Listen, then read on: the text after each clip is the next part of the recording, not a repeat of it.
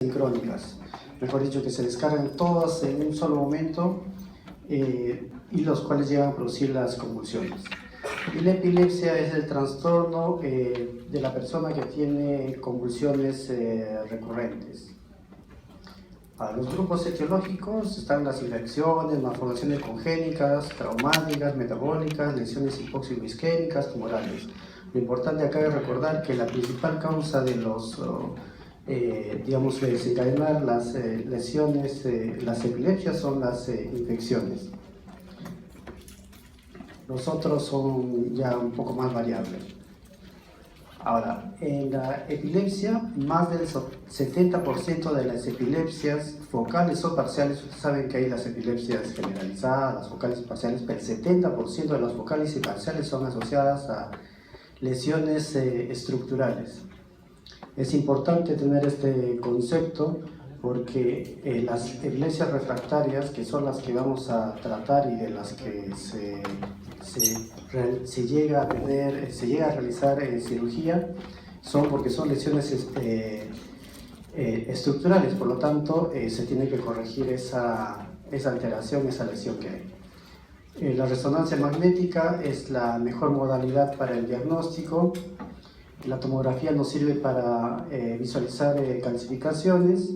En una tomografía nosotros no vamos a poder determinar pues, una epilepsia temporal mesial, que es un tipo de epilepsia frecuente en adultos, y tampoco las fallas de desarrollo cortical, que son los más frecuentes en los niños, así como los cavernomas.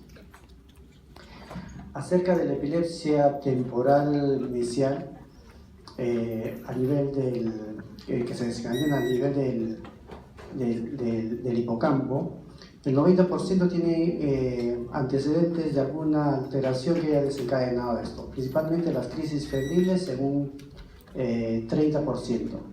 Otras causas están las meningoencefalitis traumáticas y complicaciones perinatales, las anoxias, ¿no? Un 10% no se puede identificar la lesión que puede haber desencadenado. Entonces nosotros anatómicamente tenemos que ubicar la parte temporal, y dentro de la parte temporal el hipocampo es lo que se representa a este nivel, que viene a ser esto de acá, ¿no? Las lesiones que se desencadenan en las epilepsias temporal mesial son alteraciones que se producen a nivel del hipocampo. Las lesiones temporales nos van a dar alteraciones de la memoria verbal, lista de palabras, historias cortas. Las temporales derechas nos va a dar alteraciones en la memoria de figuras geométricas, mapas, melodías. ¿Qué nosotros encontramos en la epilepsia temporal mesial? Alteraciones del hipocampo que son a este nivel, que vamos a encontrar. Este es el hipocampo normal, traten de ver ustedes, y este es el que está alterado. Entonces hay una atrofia, se ve un poco más pequeño, se ve más hiperintenso, este es en resonancia en un T2, ¿no? Por lo que está brillando, se ve más hiperintenso, y el otro es que hay atrofia. El asta del ventrículo lateral está un poco más incrementado de tamaño, indicando por la atrofia que hay a este nivel. Importante recordar esos signos para poder determinar la epilepsia temporal.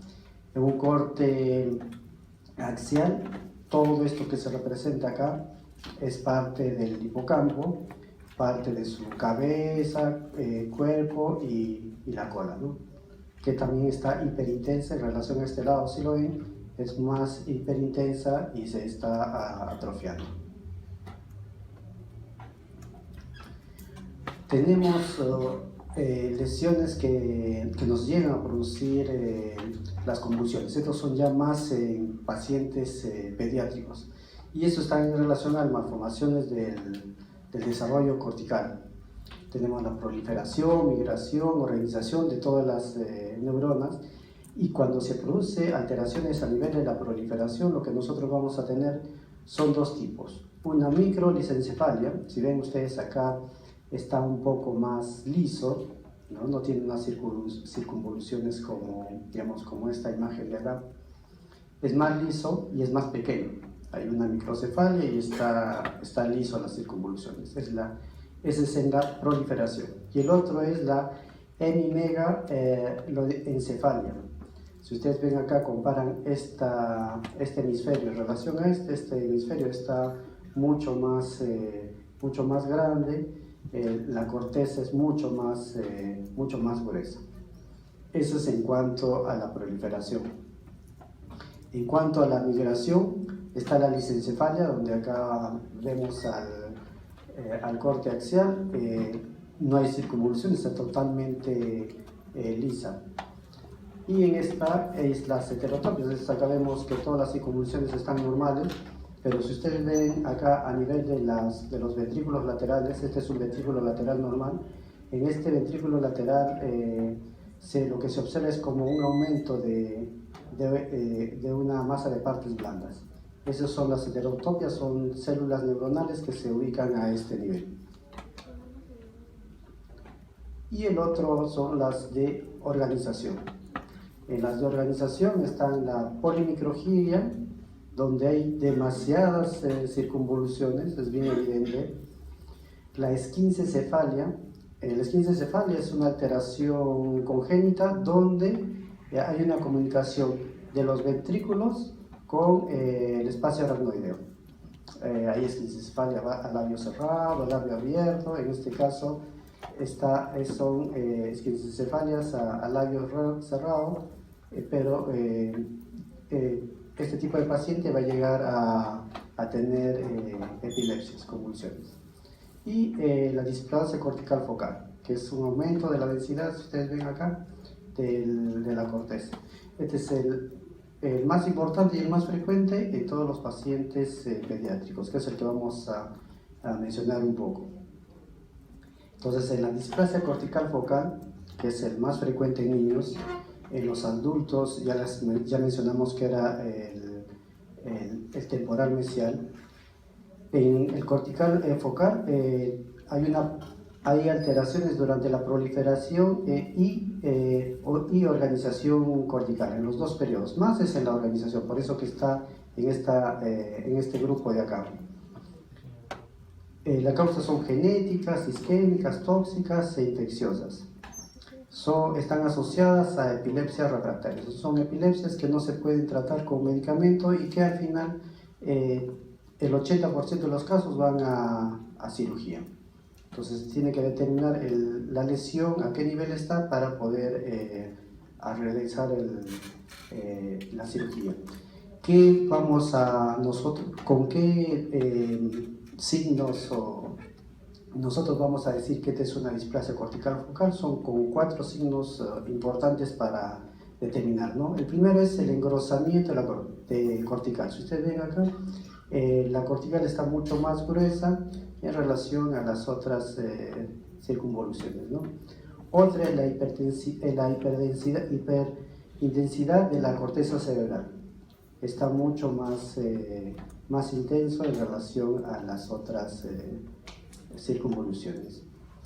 Hay un borramiento entre la sustancia gris y la sustancia blanca, no se logra determinar adecuadamente. Y el cuarto es una hiperintensidad de la sustancia blanca subcortical. Entonces, por debajo de esto hay una hiperdensidad, que es mucho más llamativa, más notoria. Entonces, esos 4 signos en resonancia, porque en resonancia, como ya mencionamos al inicio, es la principal forma de diagnóstico para epilepsias, ¿no? Las epilepsias parciales, su principal causa son alteraciones estructurales, ¿no? Que eso se debe recordar. Se tiene que encontrar las 4, sino que acá lo que se tiene que hacer son diferentes secuencias. Pero ponernos digamos, que un estudiante de pregrado sepa todas las secuencias, pues T1, T2, creo que es lo básico, ¿no? Frey, difusión, yo creo que deben tener conocimiento, ¿no? Pero que ustedes lleguen a determinar, a ubicarlo, va a ser un poco más complicado. Lo principal es tener conocimiento de lo que se debe llegar a ubicar, ¿no? Lo que se debe tener, Y principalmente las alteraciones, como ya saben ustedes, en resonancia, el T1 es anatómico, ¿no? Y en el T1 se pone gadolinio. Y en el T2 es donde las partes líquidas se ven mucho más brillantes. Y en la neurosis y cercosis, por ejemplo, por resonancia, lo que nosotros vamos a encontrar son lesiones hiperintensas, que es la que vemos acá, ¿no? Con edema a su alrededor. Y cuando se administra sustancia de contraste, hay una captación periférica. Eso es cuando es un estadio inicial, ¿no? Cuando la vesícula, digamos, está sin calcificarse. Pero cuando llega a calcificarse, como es resonancia, las calcificaciones lo que se va a ver es negro en resonancia, ¿no? Por eso esta es la calcificación con su edema alrededor. Ahora mencionaremos sobre calcificaciones periventriculares, pero para hablar sobre calcificaciones periventriculares lo que ustedes deben, o que nosotros debemos saber es sobre el síndrome de Torch, ¿no? Donde es un conjunto es un cuadro clínico que afecta, que es desencadenado por una infección congénita, ya debe ser por causa viral, parasitarias o micóticas. El TORCH, como ustedes saben, test de toxoplasmosis, tenemos otros como la sífilis, el HIV, varicela, la rubiola, citomegalovirus y herpes. ¿Cómo nosotros reconocemos qué tipo de alteración tiene nuestro paciente? En la toxoplasmosis lo que nosotros vamos a llegar a ubicar son calcificaciones en diferentes partes del parénquima y periventriculares, asociado con una hidrocefalia. En una rubiola congénita, las calcificaciones están más en los ganglios basales, ¿no? Que eso también se ubica, que también se ve en HIV, pero en la rubiola, aparte de las calcificaciones de ganglios basales, lo que vamos a ver son calcificaciones a nivel de las circunvoluciones y microinfartos. Y los microinfartos, como esta es una tomografía, porque tomografía es para ver calcificaciones, la resonancia no nos va a permitir ver las calcificaciones, ¿no? Los microinfartos, estos son zonas de encefalomalacia, ¿no? Por eso se ven partes oscuras. Y en citomegalovirus, las calcificaciones sí son simétricas, periventriculares y simétricas. Y hay anomalías de las circunvoluciones, ¿no? Se ve un poco más liso las circunvoluciones. Y la hidrocefalia que se acompaña. Mientras que por las alteraciones por herpes son calcificaciones difusas, diseminadas a nivel del parénquima cerebral. Y como ya mencionamos, en el HIV son las calcificaciones exclusivamente a nivel de ganglios o basales. La tuberculosis también llega a producir convulsiones. Lo que nosotros vemos, por ejemplo, acá es una calcificación, un granuloma, que la administración de contraste, lo que se llega a visualizar en esta imagen es la captación a nivel de la meninges, ¿no? Y un poco a nivel periférico de la calcificación.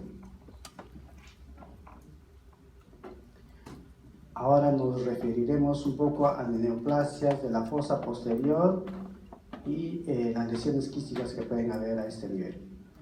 Esta es la imagen para poder determinar de lo que nos vamos a ocupar en este momento.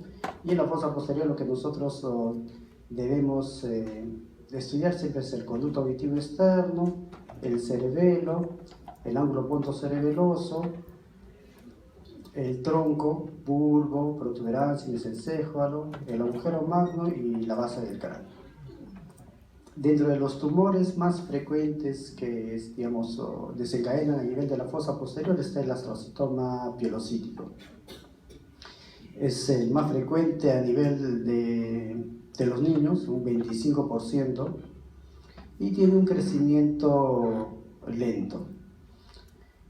Generalmente un 60% se ubica a nivel del cerebelo y un 30% a nivel del quiasma. A veces tienen algunas calcificaciones el astrocytoma pilocítico. Entonces nosotros vemos lesiones a nivel del cerebelo, quística, que tiene nódulo, ese es un astrocitoma. Si se administra el contraste, esta es tomografía. Si se administra, por eso que la lesión quística se ve negrita, ¿no? Hipodensa. Si se administra sustancia de contraste, lo que se ve es una captación por la zona a nivel del nódulo. Esta es la resonancia donde se ve la lesión quística, por eso que está brillando. Otro importante de la fosa posterior es el meduloblastoma. Su diferencia en este tumor, si es un crecimiento rápido, es maligno e invasivo. Está entre los 6 y 11 años su mayor frecuencia, produce metástasis a hueso y en las imágenes de tomografía lo que vamos a ver son lesiones hiperdensas con realce y en resonancia que son hiperintensas en FLAIR y en difusión. Lo importante acá tener en cuenta es que nace de la parte posterior del cuarto ventrículo. Nos va a producir, por lo tanto, hidrocefalia. Entonces tenemos una masa heterogénea que capta contraste y produce hidrocefalia. Parte central, porque sabemos que está en la parte del techo del cuarto ventrículo, ¿no? Y el otro es el ependimoma, pero este nace del suelo, de la pared anterior del cuarto ventrículo. Masa que se difunde y que va por el cuarto ventrículo y hacia los agujeros. 2/3 son infratentoriales. Medular es raro en niños. Y en tomografía igual, vamos a encontrar lesiones heterogéneas que tienen lesiones cálcicas, hemorrágicas, produce hidrocefalia y un realce heterogéneo. En la resonancia, igual, una masa heterogénea que puede ser confundido con un meduloblastoma. Entonces, tenemos acá una lesión heterogénea y si se dan cuenta, es la misma ubicación que esta de acá, ¿no? Entonces, fácilmente uno se puede confundir un meduloblastoma con un ependimoma radiológicamente. ¿Qué lo diferencia? Lo diferencia es que algunos, mejor el problema es que no todos, algunos tienen calcificaciones, ¿no? Y el realce y tienen zonas de necrosis, más calcificaciones. Entonces, las lesiones son heterogéneas, captadoras de contraste, con algunas calcificaciones, que es lo que le diferencian, pero lo que más lo diferencia es el cuadro clínico también. Un ependimoma, su crecimiento es lento. Un meduloblastoma, su crecimiento es rápido, maligno y es bien agresivo. Operan el meduloblastoma al mes y medio, de nuevo creció y de nuevo ya puede estar produciendo metástasis. Como si no hubieran operado, porque operan, a la semana toman su resonancia, su tomografía, aparentemente todo está libre, zonas libres, sin zonas captadoras ni de lesión. Al mes y medio le toman una tomografía porque de nuevo comienza a convulsionar y la lesión está como si no lo hubieran operado. Entonces eso es lo importante recalcar acá, ¿no? La diferencia, las ubicaciones son similares, son heterogéneas. El ependimoma tiene calcificaciones en algunos casos, su zona necrótica, que eso no es frecuente, pero que a veces no puede haber, pero lo diferencia en uno su crecimiento rápido y en otro su crecimiento lento. Cuando son mucho más pequeños, los cortes, ¿cómo se llama? Sagitales son los que nos va a permitir a veces poder diferenciar si ha crecido de la parte del techo o se ha crecido de la parte del piso, ¿no? Pero eso es cuando son más pequeños, pero cuando son ya lesiones tumorales grandes, a veces ya es un poco más difícil diferenciar. Hablemos ahora un poco sobre los abscesos en la fosa posterior. Son infecciones piógenas, como ya sabemos, bacterianas. Principalmente los abscesos van a ser supratentoriales, ¿no? Un 14% son infratentoriales. Entonces es menos frecuente que se presente en la fosa posterior. Puede ser causa de los émbolos sépticos, ¿ya? Tienen paredes finas y que tienen refuerzo anular. Entonces, ¿qué vemos acá nosotros? Esta resonancia, lo que nosotros vemos es una lesión con una pared captadora de contraste, ¿no? Con un centro hipodenso. Acá no hay ninguna imagen en T2, porque si tuviéramos una imagen en T2, lo que nosotros veríamos es que esta zona hipodensa es brillante, como si fuera esto de acá. Como si fuera esto de acá. ¿Por qué no les digo que este no es un T2? Porque este es una difusión. En esto sí va a tener un poco de tener la necesidad de tener el concepto de diferenciar entre un absceso y el otro que es una metástasis, que también es igual. Lesión hipodensa con su borde, ¿no?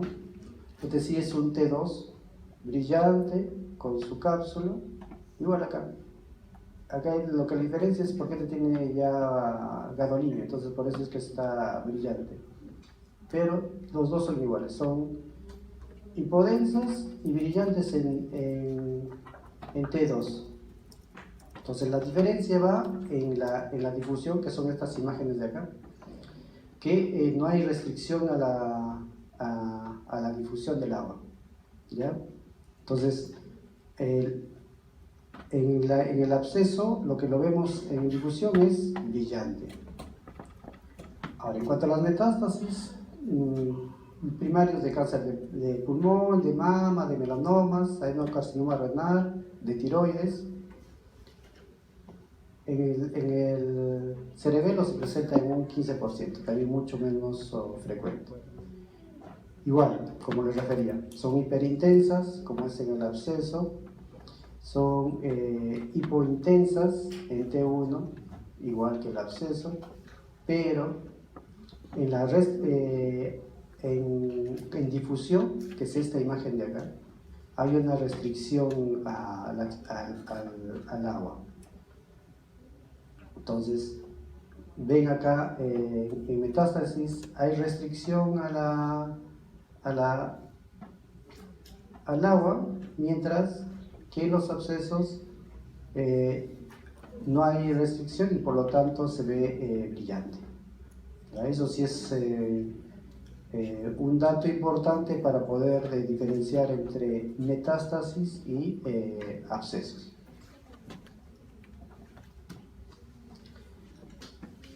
Entonces, para completar nuestra exposición, vamos a hablar ahora sobre masas supracelares.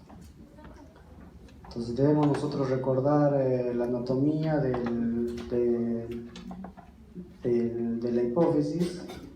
Vemos acá la silla turca, la parte anterior es la adenohipófisis y la parte posterior es la neurohipófisis. ¿Qué es lo que se ve acá? La silla turca, la adenohipófisis. Este es un T1, siempre se muestra T1 porque ya saben que T1 es anatómico. Y la neurohipófisis siempre la van a ver brillante en T1. Este es un corte coronal, un corte de frente de la parte a nivel de la silla turca. Esta es la hipófisis, este es el tallo o infundíbulo y este es el quiasma óptico. En el corte sagital, que veíamos acá en este mismo corte, este es la hipófisis, este es el tallo y este es el quiasma, es lo mismo.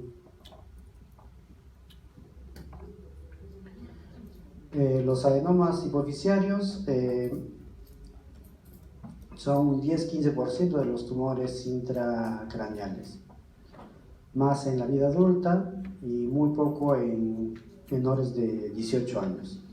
Como yo clasifico en microadenomas o macroadenomas, menor de 10 milímetros, microadenomas. Más de 10 milímetros, macroadenomas. Los microadenomas pueden ser de diferente, estirpe, ¿no? Pueden ser de los que secretan prolactina, hormona de crecimiento, los de TSH, ACTH y los FSH. Según su localización, los de prolactina y la hormona de crecimiento son periféricos. Eso es cuando veamos lesiones pequeñas. Y centrales son más TSH, ACTH y FSH, ¿no?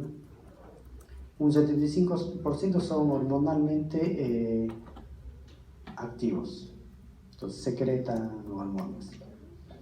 El 50% de los adenomas son los prolactinomas, ¿no? Que son la mujer joven que tiene amenorrea, galactorrea e infertilidad. De los tumores de somatotropos y corticotropos son un 15%. Son microadenomas que causan gigantismo en niños y acromegalia en los adultos, ¿no? Los corticotropos tienen una localización central, como ya referimos, producen la enfermedad de Cushing. Y un 10% segregan hormonas tanto como prolactina y como hormona de crecimiento a la vez. Entonces, ¿qué debemos nosotros encontrar en un microadenoma? Esta es una imagen, acá tenemos la silla turca, este es el seno cavernoso que están a los costados, esta es la hipófisis. Entonces, a esta hipófisis, normalmente, como ya dijimos, la adenihipófisis es hipodensa, ¿no? De hecho, no se ve, no brilla, no es hiperintensa como la neurohipófisis. Pero como se administró sustancia de contraste, lo que se ve es una lesión hipointensa que no capta contraste de más o menos de 8 milímetros, ¿no? Y eso es lo que caracteriza. Se ve lesiones microadenomas hipoficiarios hipointensos. Ahora, ¿por qué son hipointensos? Porque normalmente, digamos, la captación de contraste en los microadenomas es mucho más retardada. Mientras que en los macroadenomas hipoficiarios, lo que nosotros vamos a ver son lesiones de mucho mayor tamaño que tienen el signo del muñeco de nieve, ¿no? Es como si fueran dos pelotitas. ¿Qué es lo que le llega a formar esta imagen del muñeco de nieve? Es el diafragma celar, ¿no? Que es lo que está acá. Y es hiperintensa. Acá en los microadenomas eran hipointensos, por lo que captan muy lentamente el contraste, pero los macroadenomas son hiperintensos porque tienen metahemoglobina. Entonces, al tener metahemoglobina en resonancia, brilla. Y otro signo importante de los macroadenomas es el engrosamiento de la mucosa esfenoidal. Entonces, esta es silla turca, por debajo de la silla turca están los esfenoides, los senos esfenoidales, y se llega a engrosar la mucosa del seno esfenoide. Y por último, hablaremos de los craniofaringiomas, ¿no? Son tumores celares, supracelares, que tienen calcificaciones. Hay dos picos importantes en los craniofaringiomas. Uno es en la infancia y otro es en pacientes adultos entre 40 y 50 años. Es importante recordar porque eso sí es frecuente que uno vea calcificaciones. Lo de malo es que cuando ya son adultos, usted no vamos a ver pues calcificaciones que están localizadas solamente a nivel celar, a nivel digamos, por la silla turca, ¿no? A veces son calcificaciones mucho más de mayor tamaño que no se puede, digamos, diferenciar bien. Acá nosotros tenemos en tomografía, por eso se ven estas calcificaciones brillantes, ¿no? Que es la característica de los craniofaringiomas. tienen una hiperseñal en T1, La calcificación, como te digo, resonancia, esta misma calcificación se ve negro, ¿no? En la resonancia de todo lo que es hueso se ve, o que tiene calcio, se ve negro. Y lo importante de esta, también de esta lesión del craneofaringioma es que llega a deformar también la silla turca. Entonces, craneofaringioma, recordarse las edades, que es importante. En micro y macroadenoma, el tamaño, las lesiones, por qué una es más hipointensa y por qué es la otra hiperintensa, por lo que tiene metahemoglobina, y las localizaciones de los microadenomas, ¿no? Cuando son pequeños, para poder aseverar qué tipo probablemente de alteración es de lo que se está desencadenando. Eso es todo. Si hubiera alguna pregunta.